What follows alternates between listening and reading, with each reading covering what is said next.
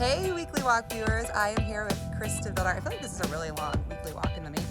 We did content together, I think, on the blog like 2 years ago on the phone, and now we're weekly walking on the Stanford campus, my very first Weekly Walk on the Stanford campus. And Chris is Global Head of Sales, SMB, and Ops at Atlassian. Did I get all of it in? More or less. Okay, yeah, perfect. All right, let's get this party started. So you built the sales ops function at Atlassian, Pretty much, from the ground up. What does that team look like now? And we get a lot of questions around sales ops and what that should look like and how they should go about building that. What is step one to that? Or what should we be it's looking interesting because obviously, just for context, Atlassian was about $450 million when that happened, right? I joined at that time. We had an inside sales team of about 8 people, primarily inbound reactive. Yep. And so there was a small team of about 4 people supporting that. One person who had set up Salesforce in our partner portal because we have a pretty significant channel presence.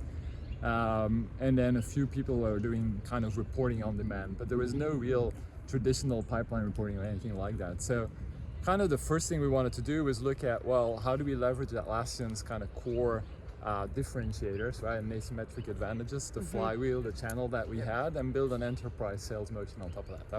That was the mission. Okay. And so from that perspective, the first thing we did was look at, well, who in that large pool of customers that we have do we focus on, and what is the engagement looking like? And so the first piece of this was really all about customer segmentation, figuring out wallets for different customers that we had. We had at the time about 80,000 domains that purchased from us, right? And so the intent was let's figure out who we want to engage with, what these sales playbooks look like. And then the first piece of this was all about analytics, putting basic pipeline monitoring tools in place, and building out some of the sales infrastructure to support that. So analytics and process infrastructure, Salesforce, CRM stack, etc. That's key. Yeah, key to all of that. Pretty basic. All right. And then from there on, we kind of build up on top of that based on a continuously evolving portfolio of products, right? More and more products that we had to bring to market because Atlassian's pretty prolific in coming up with new products. So how do we get them cross-sold into our install base? Yeah. And then second, acquisitions, right? Yeah. So we purchased 4 companies. Every company came with a sales team that was always almost the size of Atlassian, even though they were much smaller companies. And so we had to keep working at. So what if you fast forward to today, we have a fairly, I would say, standard sales ops function, right? Which has the strategy and analytics team, which is really focused on segmentation planning all the way down to the tactical territory planning, compensation planning, etc. We have a process productivity infrastructure team that's focused on all the infrastructure for every customer facing agent or person that we have at Atlassian, and our channel partners as well. Yeah. And then we also, as our solutions have become more sophisticated, we've made a pretty significant investment in enablement. And so that's something we've done in the last few years. Okay. And then the fourth function, which is probably a little bit unusual, is because of the size of our portfolio, we had to kind of start a team that really focuses on what business outcomes do we need to achieve, and that orchestrates all of these motions and looks at priorities across, and that's kind of the last piece that we've added to it. All right, it's a well-oiled machine now.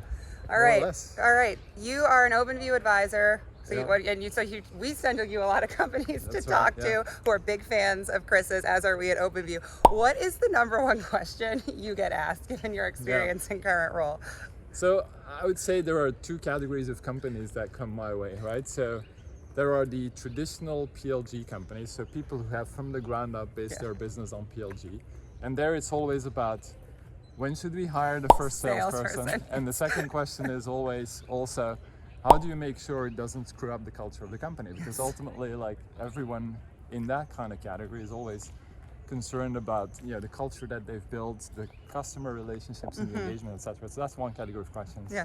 And then the other category are customers or companies that come from the other angle, right? And they have more traditional B2B sales motions, and they want to figure out, well, how do you layer in a PLG motion, and when do you engage with salespeople in that PLG funnel? So if you've got that question, now you know who to come to. Come to me first. I'm going to get you to Chris. All right, and then my last question: who would play you in the CDV, as I refer to Chris, movie?